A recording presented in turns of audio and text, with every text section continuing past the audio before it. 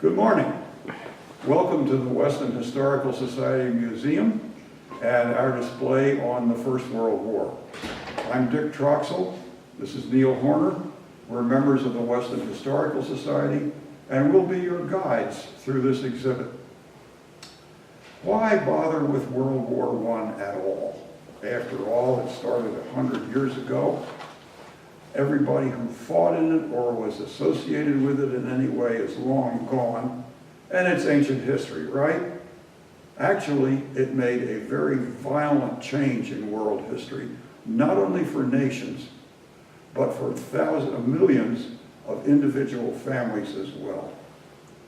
Now, if you want to get the big picture about the war, where the armies went, what the nations did, what happened afterwards with the treaties and so forth, you won't find that here. You will have had to have gone to our series of lectures and films, which we jointly sponsored with the Friends of the Western Library, or your own personal reading. The purpose of this exhibit is to bring the war down to a personal basis, to give an idea of the individuals who were involved, what they did, what kinds of weapons they carried, how they were uniformed, and how they lived. And we are especially proud of our Western Wall, which displays the pictures of many who fought in the war who have descendants living in Weston today. So there is a clear local connection and local interest. Now in our display, we begin with the world leaders. Here we have 5 portrait photographs of men who were in power during World War I. Beginning with this man on the left-hand end of the top row, Woodrow Wilson, President of the United States from 1913 to 1921. And President Wilson managed to keep America out of the war until 1917, and we'll be talking more about that later. Next to President Wilson is King George V of Great Britain, and the other civilian on the top row is Raymond Poincar, President of France from 1913 to 1920. On the bottom row, we have, at the left, Kaiser Wilhelm of Germany, and alongside Tsar Nicholas II of Russia.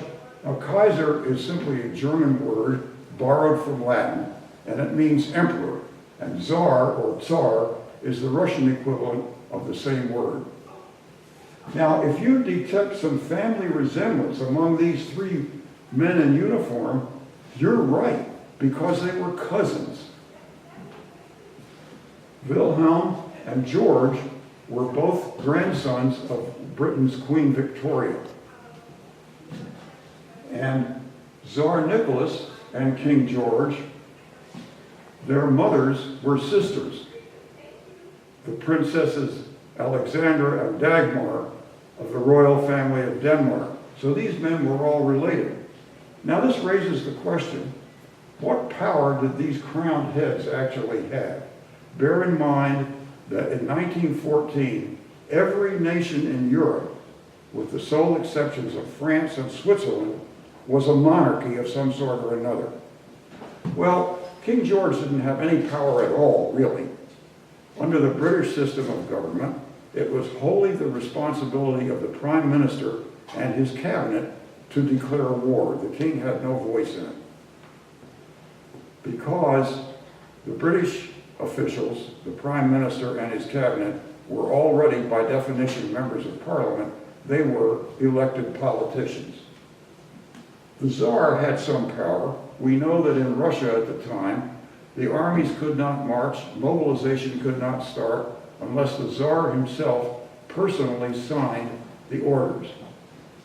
As far as Kaiser Wilhelm is concerned, he was largely constrained by what his military advisors told him. I'd like to show you our Western Wall, but on the way, have a look at these recruiting posters, and this one in particular. It says the Doughboys make good, and there are 2 machine gunners. Now, doughboys were what American soldiers in World War I were termed. Like the term GI used in World War II was what the ordinary soldier was called. Nobody really knows why they were called doughboys. One theory is that they liked fried bread and donuts. The other theory is that the English soldiers thought the Americans were overpaid, had too much dough, hence the term doughboys, but nobody really knows. Now, our western wall of World War I fighters with descendants living in Weston today. Have a look at this family group here. This is an Austrian officer, his wife and children. The officer is Colonel Johann Georg Tasha, a career officer in the Royal Imperial Austro-Hungarian Army. He's my wife's grandfather. The young boy in the sailor suit, his son, was my wife's father. And his name was also Johann, or John as we came to know him. He's the grandfather of my 3 children, who include Weston's Chief of Police, John Troxell, and Susan Haven, my daughter, who has for many years worked in the Weston schools as a librarian and teacher's assistant. This is an example of a family that was sundered and reassembled by the war in a way that the family members could not possibly have imagined before 1914. Colonel Tasha died in November of 1914. At that time, his son Johann, or John, was in cadet school, planning to follow in his father's footsteps in a military career. But at the end of the war, Austria was on the losing side. The Austro-Hungarian Empire broke up. The cadet school was closed, and the army was dissolved. So young Johann, or John, had no future. So he came to America. He married a Canadian woman. They settled in the United States. My wife, the woman who later became my wife, was the result. And that is how one half of my family came to be. If it had not been for the First World War, my family would be made up of an entirely different makeup. Now, Neil is going to take you through the rest of the pictures here. Thank you, Richard. As Richard mentioned at the outset, every individual on this wall, or these walls, either lived in Weston at some point in time, or their descendants live in Weston today. And again, we are trying to show the human aspect of the war. All of these individuals served in some way in the war. Some served with honor and bravery. They all served with commitment. And in some cases, there are legacies that are truly amazing, and I'm looking forward to telling you about some of them. Let's begin here. We have pictures of 4 German Grenadiers, which is the term used for the ordinary German soldier. At the top, we have Felix and Leopold Muller. Felix is the grandfather of David Muller, who is a selectman, Board of Selectmen today. Leopold, his brother, as you can see, was wounded in the war. As a matter of fact, he lost the use of his left arm as a result of that wound. The wound is the great uncle of David.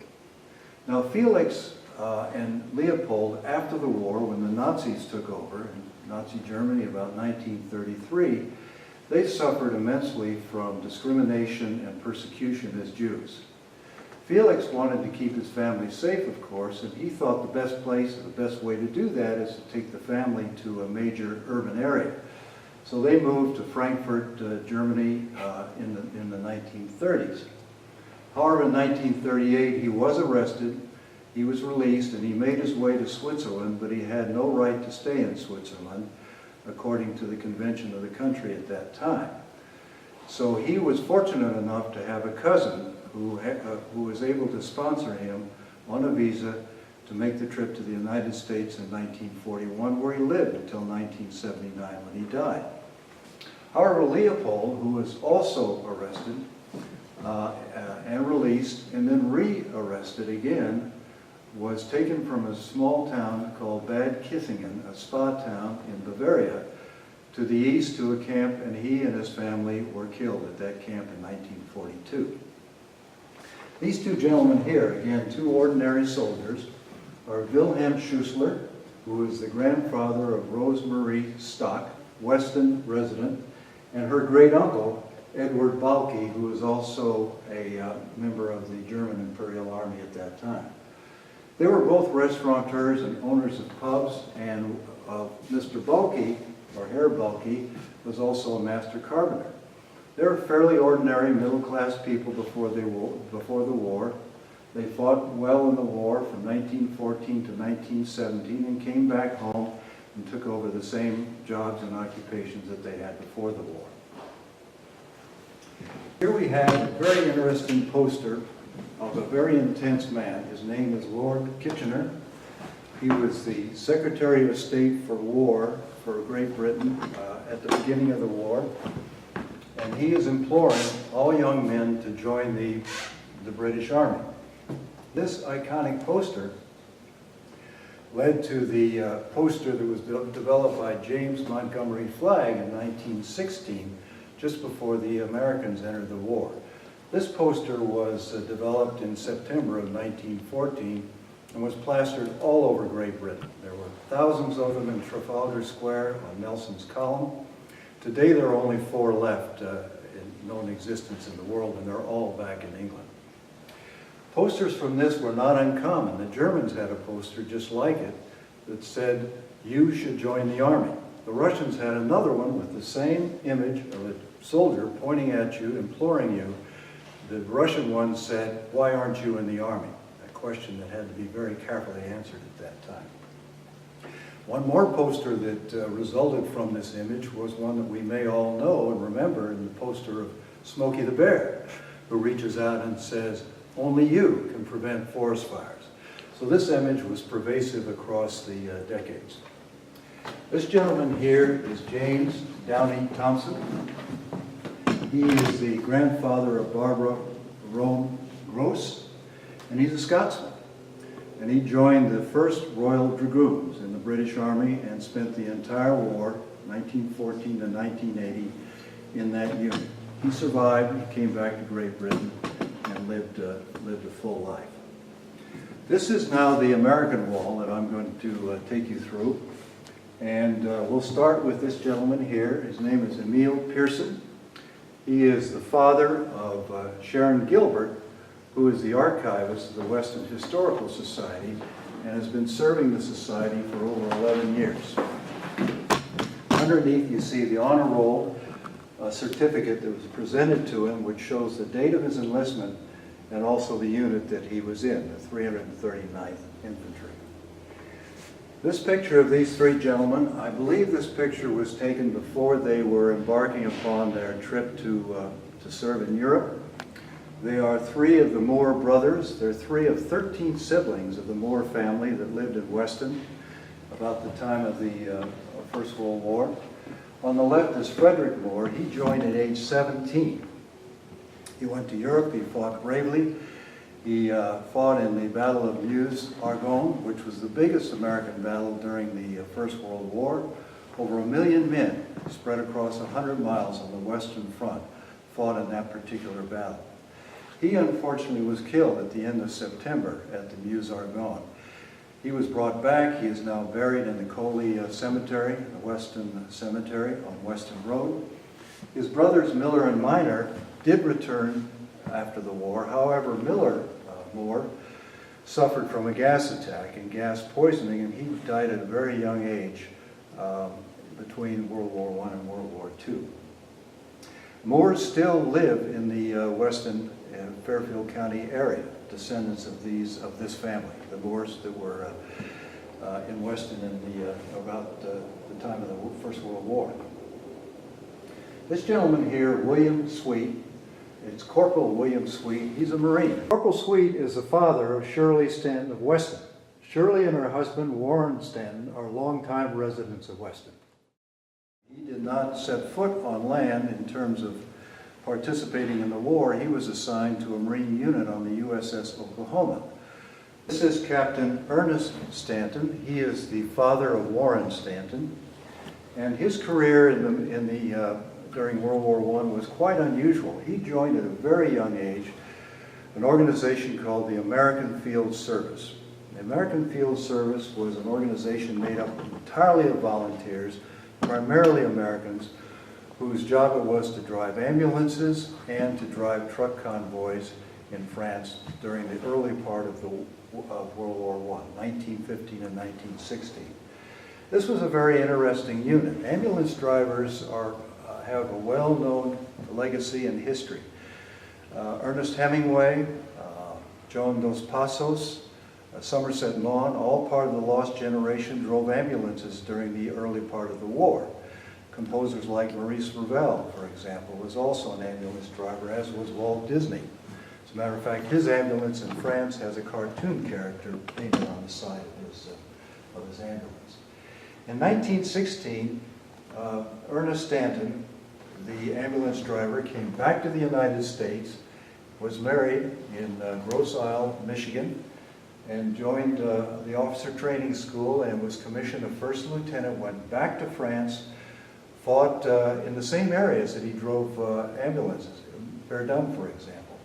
He was wounded by shrapnel in the Battle of Verdun, and he received many decorations, including, of course, the Purple Heart and the Victory Medal with 4 bars. His brother is Captain Henry Stanton. Captain Henry Stanton was a captain of an artillery company and served in France from September of 1918 until February of 1919 when he was discharged. Here in this, Corporal Chemin is the cousin of the grandmother of Dan Gerstein, a Weston resident. And this story is remarkable in that it is still in the news today. Corporal Chemin fought in many, many battles in France. In one battle, the Second Battle of the Marne, he ran back and forth between the trenches over no man's land, rescuing fellow soldiers, carrying them or leading them to safety. He was wounded several times during that action. That was a 3-day battle, and he kept this up for the entire duration of that segment of the battle. After the war, he was awarded the Distinguished Service Cross, which is the nation's second highest military award. But the story only really began there. In the 1980s, his daughter, Ruth Chemin Roth, who lives in Missouri, just a few miles south of St. Louis, started a program, was the driving force to influence a Missouri congressman. His name was Blaine Luetkemeyer, in the 1980s and 1990s, to develop a bill that was eventually presented to Congress in 2011 that would authorize the review of all Jewish World War I veterans to determine if, in effect, they were overlooked for the Medal of Honor based upon their exploits. That review has been completed, and it has been determined that Sergeant Chemin, as he was promoted after the war for his exploits, Sergeant Chemin should receive the Congressional Medal of Honor. The Secretary of Defense has approved it.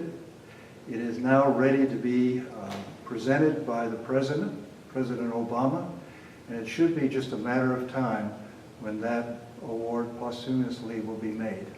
It's quite a story because it took essentially 90 or 100 years to complete.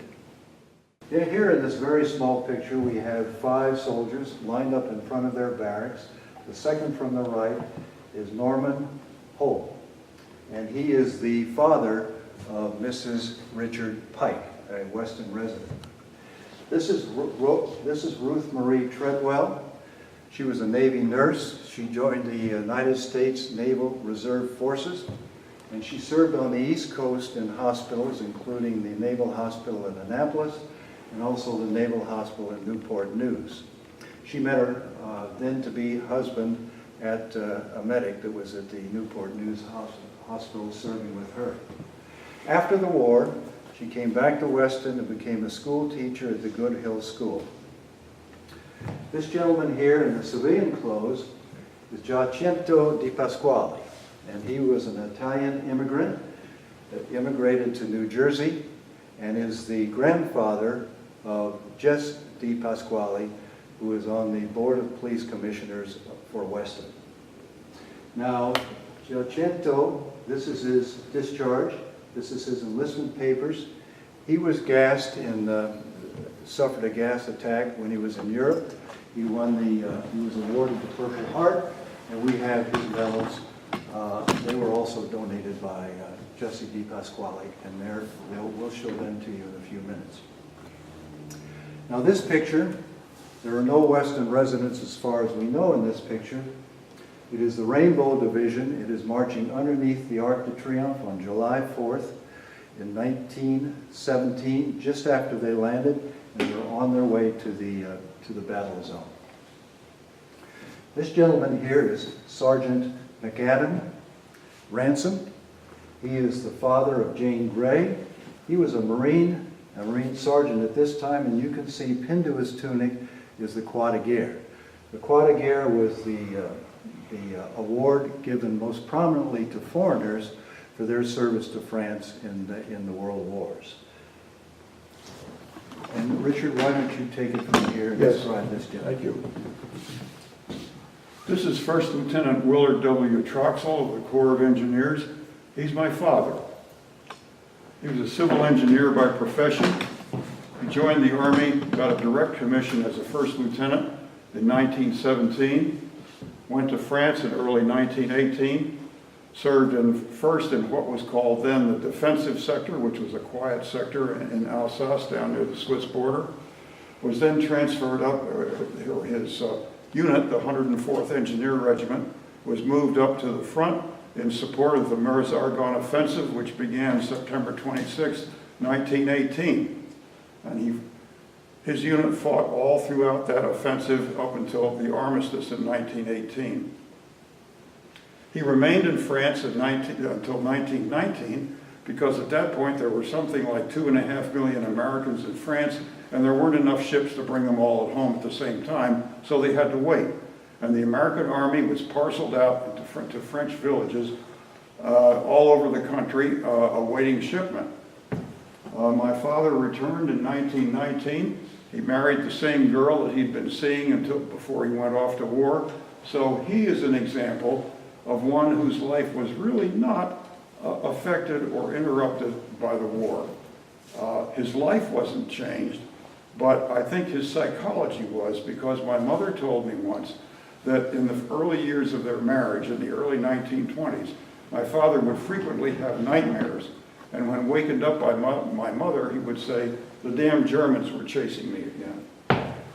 We have his insignia of rank, his Corps of Engineers insignia, and his Victory Medal, which he received along with all others who served in France, in the display case. Thank you, Richard. Now we have Private Thomas Peterson. He is the father of Phyllis Gary, a longtime resident of Weston and noted for her community service throughout the community. His story is quite interesting in a couple of ways. He was in the same division, the 82nd Division, in the same regiment as Sergeant Alvin York, the famous war hero of which much has been written and movies made. They served together in training at Camp Gordon in Georgia, went overseas together, and served on the front lines at the Meuse-Argonne, during the Meuse-Argonne battle. Now, Private Peterson himself, fighting bravely, was in a machine gun platoon and was one of only 2 members of that platoon that survived that battle. Now here we have a photo of Private Horace Hurlbut Jr. Private Hurlbut enlisted in October of 1917 at the age of 30, he was not a young man to be joining the Army. He is pictured next to the ambulance he drove in France during the war. Now his ambulance unit is quite unique because it was assigned to the Escadrille Lafayette Flying Corps. And that was a group of mostly American flyers supporting the French throughout the war. He was awarded the French Croix de Guerre with a Silver Star for, as it was indicated on the certificate given to him with the Croix de Guerre, for coolness under intense fire. And that certificate was signed by Marshal Pétain, who was nicknamed the Lion of Verdun. Unfortunately, Private Hurlbut was killed in an auto accident in Westport just 6 days before his medal arrived in Weston. In 1932, his father, Horace Hurlbut Sr., gave a 10-acre parcel of land that he had purchased for $50,000 to the town of Weston, and that was in the memory of his son. And this land became the site of our Hurlbut School. This is Captain Samuel Shether. He did not live in Weston beginning of the war. He arrived later on, but his story is quite interesting as well as all of the stories of these individuals. He went to Europe and began his time in France in February of 1918. Right after he got there, he caught the flu, influenza, which of course was a devastating disease in 1918 and 1919, killing over 20 million people around the world during that 2-year time frame. Well, he was confined to a hospital but didn't want to stay there. He heard the sounds of battle, decided to leave unauthorized, went back to his unit, and led a mission to locate the battalion commander who was missing at that time. They found the commander. However, during that particular mission, he was wounded and gassed. He received the Croix de Guerre with 4 citations and came back to Weston came back to live in Weston. And in 1927, he was elected as first selectman of the Weston Board of Selectmen. He also was elected to the state legislature in 1932. This gentleman here is Lieutenant Percy Talmadge Wright. We're going to hear more about him in just a few minutes. He was the captain of a submarine, the L9, that patrolled the coastline of America but was actually stationed in the Irish Sea. He played an integral part in the protection of the sea lanes, again of the convoys between America and Europe. But we'll hear more about him when we discuss the role of the navies, the various navies, during World War I. Now let's go over here and look at these other objects that have been donated. It's important to note that almost all of these objects were loaned to the Weston Historical Society for this exhibit. Let's begin with the uniforms. This is the uniform of the common German soldier, the Grenadier. You can see the iconic helmet with the spike on top, which was replaced with a more traditional battle helmet later on in the war. This is a canister that contained the gas mask. This is his canteen, and there are 2 pouches, each one contained a cartridge clip. Over here on the right, we have 3 uniforms. The one in the middle, the one that is standing up taller, is the uniform of the ordinary British soldier, the Tommy. It's made out of wool, as is this uniform, made out of wool. Okay, on the right we have the French uniform with the classic French canteen that looks somewhat like a wine flask, and the very different coloring of the fabric. The one on the left is the uniform of Captain Ernest Stanton. It's his dress uniform. It's made out of cotton. And below that are the trousers and the boots that were associated with that dress uniform.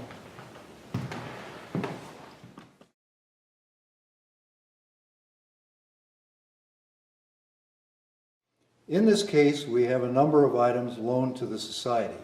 In the back and on the left, there are 2 porcelain mugs, both belonging to a German officer. These were loaned to the Society by Rose Marie Stock. They are officers' personal souvenirs that illustrate his time in service in the German Army from 1910 to 1917, when his service ended. The one on the right recognizes his time in training before the war from 1910 to 1913, with high relief depictions of his unit and the exercises that they experienced in preparation for the war. The one on the left, in the same style, has images of a battle in which he fought during the war. Now, these inscriptions demonstrate his loyalty and his dedication and love of service to Germany. The inscription on the lid of the one depicting his most memorable battle, the one on the left, says, "Farewell, dear company, farewell, dear regiment. The heart now leads us back home. In memory of my service, 1913 to 1917. In memory of the battle between Metz and the Vosges on August 2014, under the leadership of His Royal Highness Crown Prince Ruprecht of Bavaria." Now, between the mugs are several German iron crosses, loaned to the Society by Warren Stanton, and retrieved from the battlefield by his father, Captain Ernest Stanton. One is particularly unusual, for it still has the ribbon attached, which most often was lost or deteriorated over time. Now, as we move inside the cabinet, we'll begin with these rifles. There are two of them, as we can see. The one in front is a German Mauser. It was introduced as the common weapon for the German Army in 1898. The one behind it is the American Springfield rifle, which was introduced to the American Army in 1903. As you can tell, they look somewhat similar, same caliber, same mechanism, and they should look similar because the American Springfield rifle copied many of the features of the German Mauser. We also see in front of the American Springfield rifle a grenade launcher that was inserted into the bore of the rifle and then fired as if you were firing a shot. The launcher, the grenade being launched in this way, was a lot safer for the troops. Of course, they could stay in their trenches, pull the trigger, the object would be launched, as opposed to getting on top and throwing the grenade and being exposed. There's the bayonet. The first bayonet next to the Mauser belongs to the Mauser. You can see the serrations on the handle. The bayonet next to it is the one that belongs to the Springfield rifle. It is a bit longer and has a more narrow scabbard and blade. Now, in front we have a series of medals that belong to the individuals that we have previously discussed. Here is the Marine Corps emblem and the Good Conduct Medal for William Sweet, Corporal William Sweet, the Marine. Next to it are three medals, two here in this black frame and the Purple Heart next to it. These belong to Captain Ernest Stanton. The one in the middle is called a Victory Medal, and it is given to anyone who served in a combat zone during the war. This one, as you can see, has 4 brass bars on it. Each one indicates a particular campaign that Captain Stanton was involved in. They were the Marne, Saint-Mihiel, Meuse-Argonne, and the American Defensive Sector. Now, next to it is his Purple Heart. It's in the original box, which is quite scarce, and above it you see a certificate, and the certificate says, "Served with honor in the World War and was wounded in action," and has his name on it. Now, next to it we have the Purple Heart that was given to Gento di Pasquale after he returned from the war. As we remember, he was gassed during the Battle of Argonne. That's a certificate that goes with his Purple Heart. And down below is a letter that accompanied the heart, awarding him the Purple Heart. And right there beneath the certificate is a picture of Gento di Pasquale in his uniform. Now, next to it we have other medals that were given to him, but these are all medals that were presented to him after he returned from World War I. There's a medal recognizing his service from the state of New Jersey, and there's the American Legion medal next to it. And there are other medals. Some are buttons that were presented to him for various towns, including his hometown of Bayonne in New Jersey. Behind that we see a badge, which is another state recognition. It is a patch from the state of Connecticut recognizing the service of someone that was from the state of Connecticut. And now what I'd like to do is turn the last group of medals over to my colleague, Richard Troxell, who will describe their origin. These are my father's insignia and his victory medal. The pin in the shape of a castle is the emblem of the Corps of Engineers. The duty of the engineers in a combat situation was to build roads, build bridges, support the troops in any way they could, clear areas of fire, fields of fire, tear down old barbed wire and that sort of thing. My father commented that they were living in pup tents, which kept out neither the rain nor the German shells. The bars are his insignia of rank, silver bars for a first lieutenant, and there, of course, is the victory medal with 2 bars, one for Meuse-Argonne and one for the defensive sector, and the bit of ribbon that is worn on the ordinary uniform to designate the entire medal. The last few objects that I'd like to talk to in this case are the pictures in the back of the case. On the left is Captain Stanton in his dress uniform that we described before. Now the 2 on the right, we're going to spend more time on the subject of these photographs. In the middle you see a photograph of a small dog. His name is Sergeant Stubby, and Sergeant Stubby was a war hero.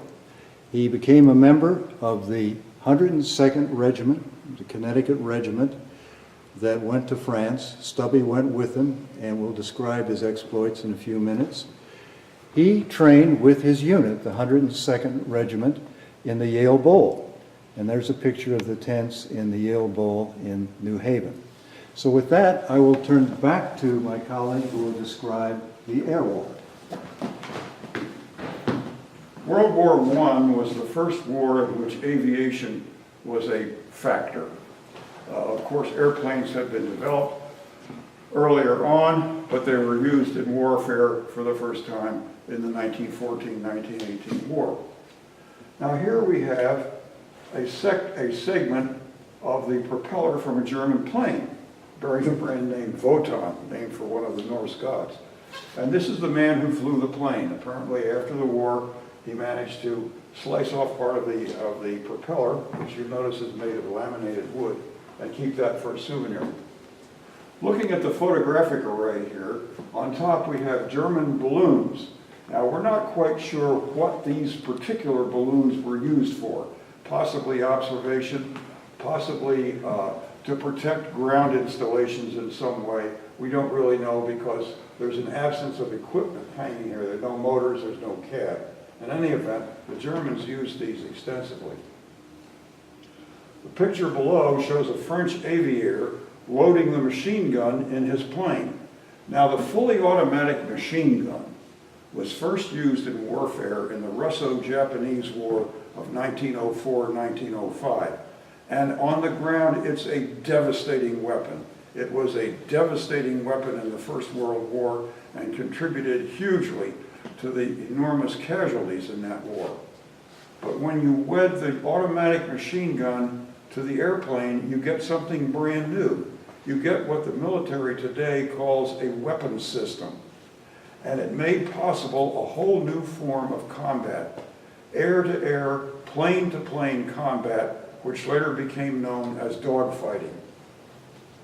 To the right is a British pursuit plane waiting to take off. Now, planes were also used for bombardment.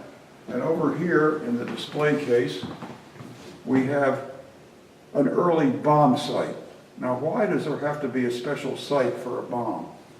Well, if you're going to drop a bomb on a target from an airplane, you can't wait until you're right over the target, because if you do, you'll miss every time. And the reason is that the bomb, when released, has the forward speed of the airplane that it's being dropped from. So it actually falls in a curve. If I want to hit a target represented by, say, that knot in the floor up there, I have to release my bomb back here somewhere. This is what's called the release point. And the purpose of a bomb site is to tell the bombardier when he has reached his release point. There are settings on the bomb site for altitude, forward speed, that sort of thing. This is a rather crude an early example, but that's what a bomb sight does. It tells the bombardier when to release the bomb so that it will hit the target. Now over here, we have pictures of soldiers doing various things. First of all, 2 items of equipment. This is a web belt which carries, of American issue, which carries ammunition pouches, a first aid kit, and a canteen. That was standard issue for all American soldiers.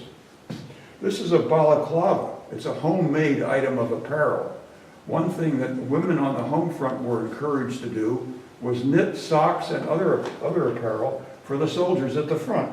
And this was one of the popular items. It's a balaclava. It goes over the head, fits under a helmet, and it's good foul weather gear. Now here in this picture display, we have soldiers doing various things. We have some equipment, but I draw your attention particularly to the panoramic photograph at the top, this triptych, as it were. That is Flanders Fields. Flanders Fields was an area of Belgium fought over by the British and the Germans for 4 years, back and forth, back and forth. That's what a battlefield looks like when the battle is over. If you visit battlefields in Europe today, you'll find that they're all prettied up. They're clean, the grass is mown, there are monuments around, and it's quiet. That's not what a battlefield really is. This is what a battlefield is. The one thing that the photograph cannot transmit to you is what it smells like. Now, we have soldiers marching in formation, probably Americans, judging by the hats they're wearing. Soldiers getting ready to be hauled off in a railroad car. These railroad cars were called 40 and 8s.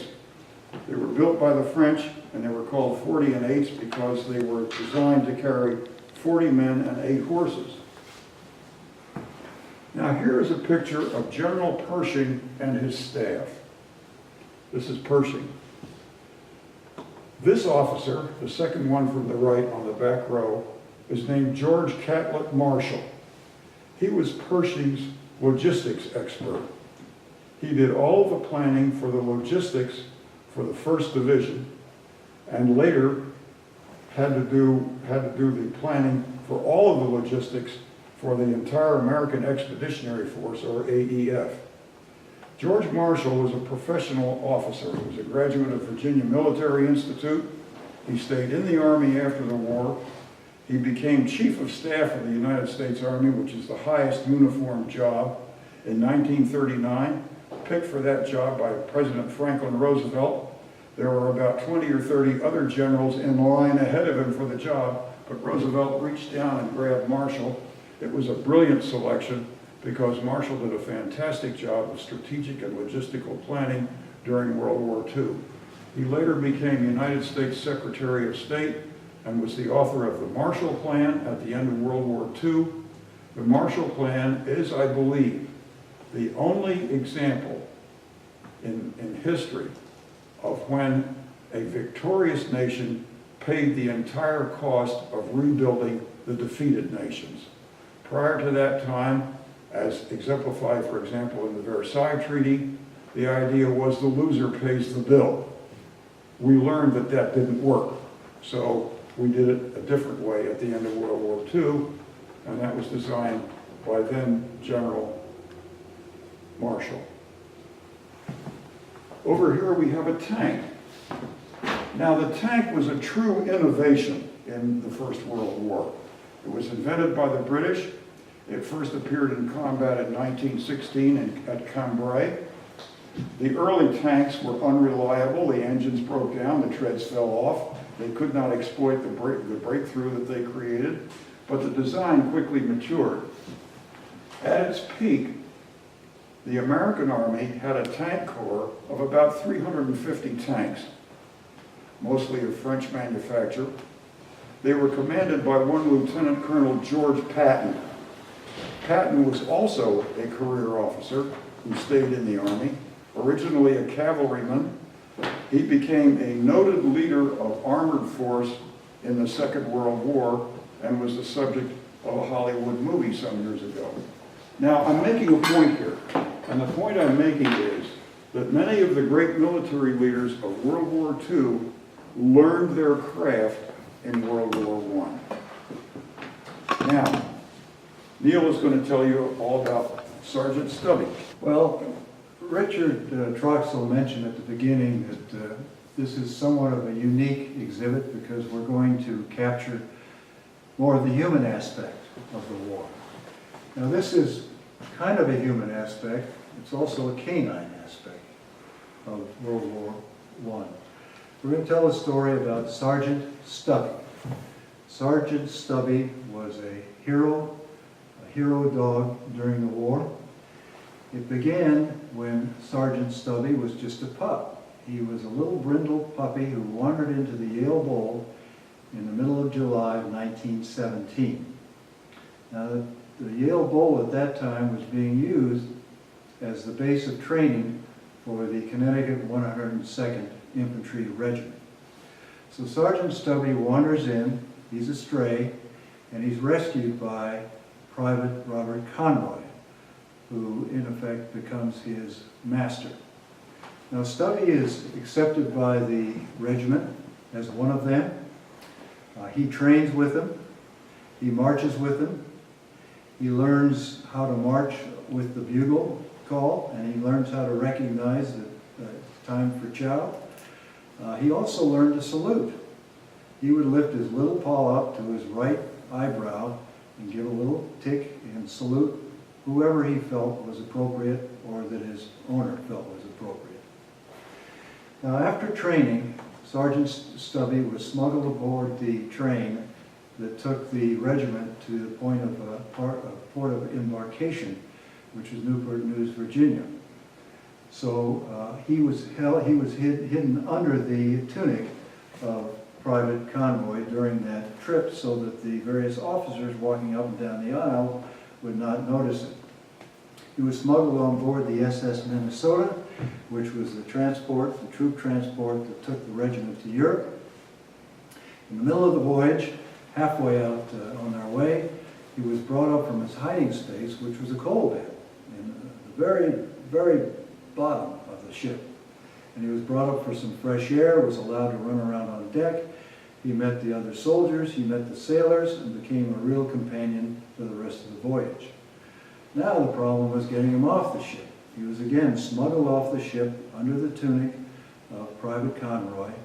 But just as they arrived and were at the part where they de-embarked, the Commandant came by on inspection and noticed that there indeed was a small dog underneath the tunic of Robert Conroy.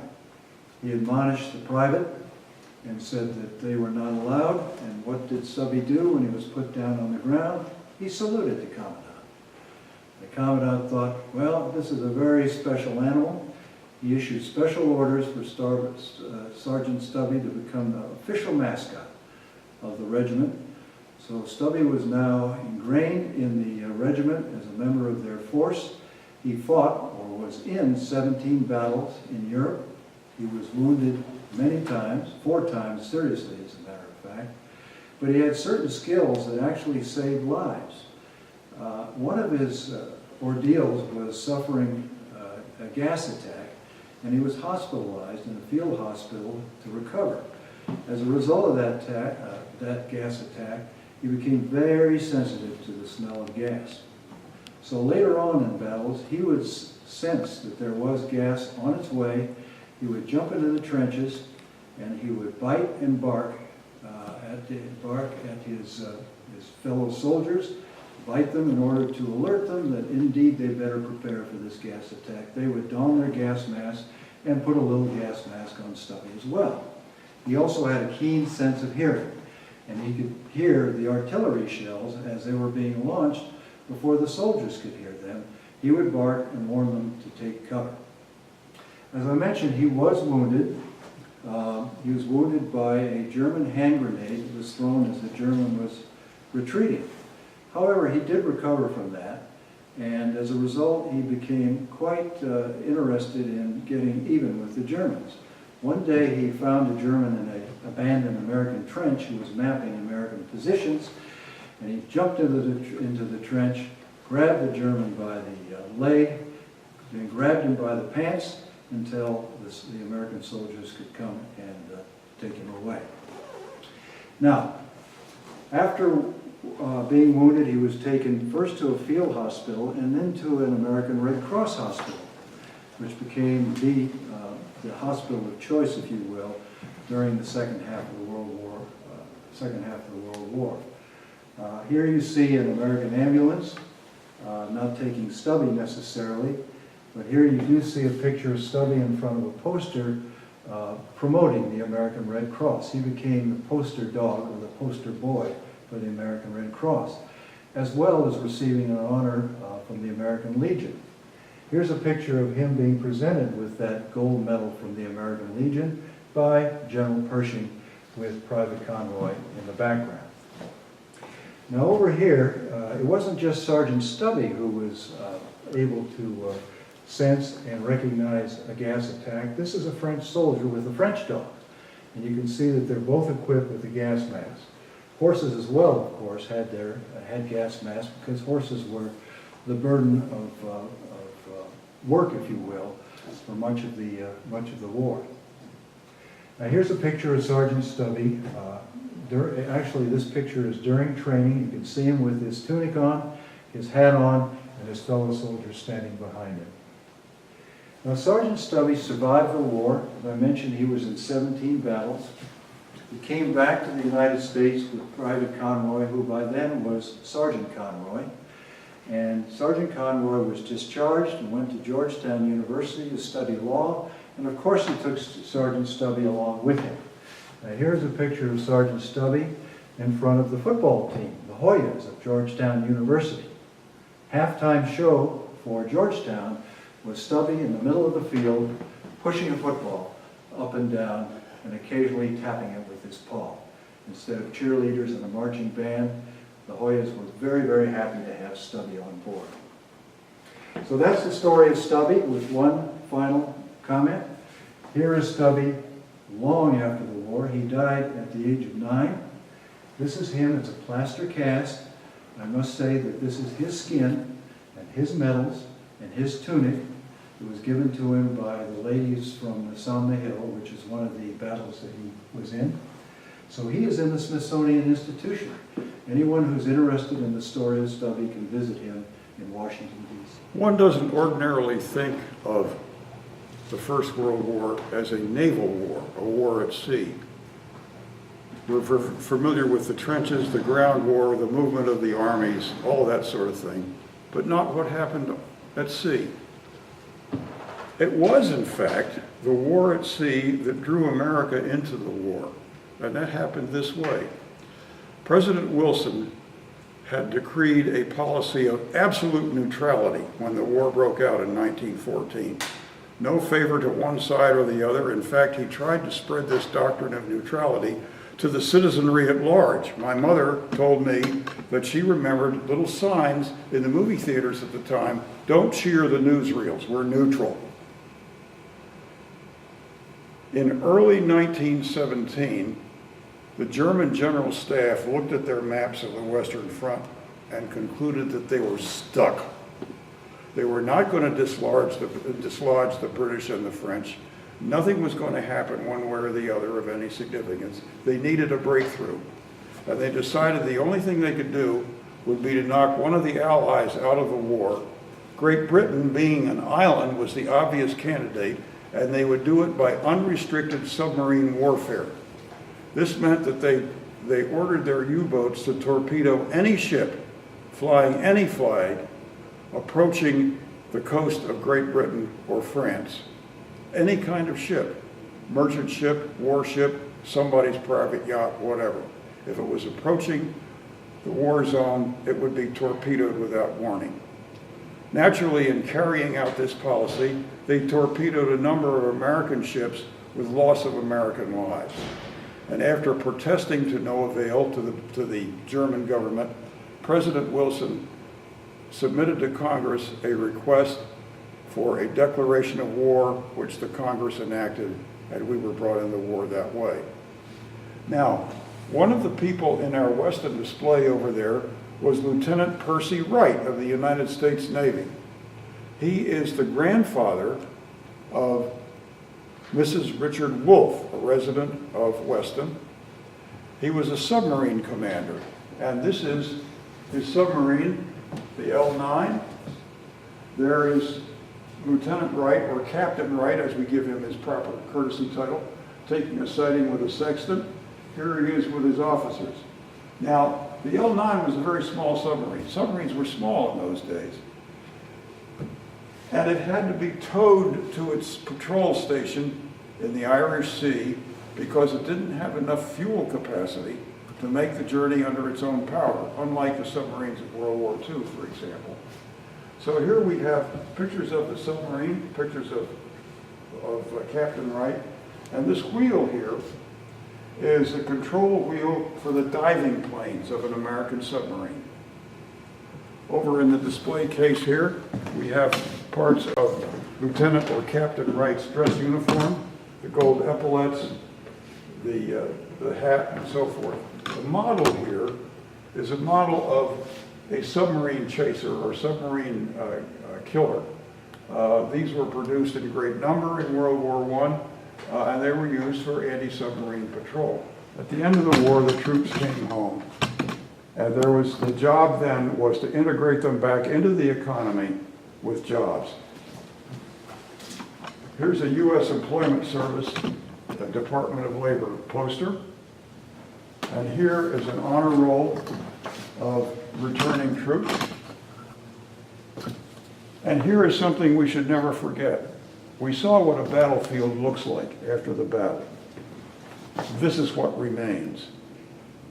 France and Belgium are dotted with American military cemeteries from the First World War. They are beautifully kept, they are inspiring to visit, but they don't tell you the real cost. There is an American cemetery. Here is a very touching cartoon that I'm going to try to translate to French. This is a book plate, and it shows a little French girl in mourning with a memorial wreath, and she's decorating the grave. And it says, if my high school French serves correctly, this book is dedicated to the children of those who have given their lives for the salvation of France and the liberation of Alsace and Lorraine. This ends our exhibition. Thank you for your attention.